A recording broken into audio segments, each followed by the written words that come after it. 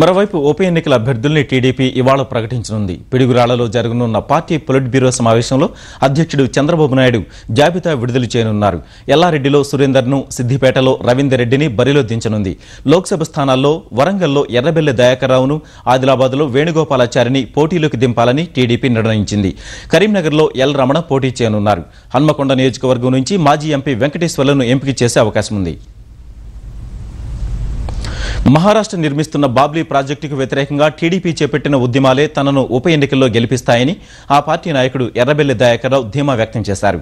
వరంగల్ జిల్లా లోక్సభ స్థానానికి పోటీ చేయనున్న ఆయన ఇవాళ భద్రకాళి దేవాలయంలో ప్రత్యేక పూజలు చేసి ప్రచారం ప్రారంభించనున్నారు. వరంగల్ జిల్లాలో పార్టీ నేతలెవరితో విభేదాలు లేవని స్పష్టం చేసిన ఎర్రబెల్లి ప్రచారంలో అందరినీ కలుపుకుని వెళ్తానని చెప్పారు. సంవత్సరాల లోపల నేను చాలా పోరాటం చేశాను. ప్రతిపక్షంగా ఉన్నా కూడా ఈ బాబ్లీ విషయంలో కానీ 11 ప్రాజెక్టులో కానీ నేను అవసరమైతే నా శాసనసభ్యత్వం కూడా రాజీనామా చేశాడు, బాలేయడం కూడా జరిగింది. దాన్ని ఆపేదాకా నేను పోరాటం చేశాను. బాబ్లీ పోయి మహారాష్ట్ర పోలీసులతోటి లాఠీ చార్జ్ చేస్తే తన్నులు తిన్నాను. బాబ్లీ ప్రాజెక్టు కోసం నేను సుప్రీంకోర్టులో కేసు వేసాను. ఇప్పుడు నడుస్తున్నది. ఆపేదాకా నా శాయశక్తుల ప్రయత్నం చేశాను. ఇవన్నీ మీకు లాభిస్తాయి. రేపు ఆటోమేటిక్గా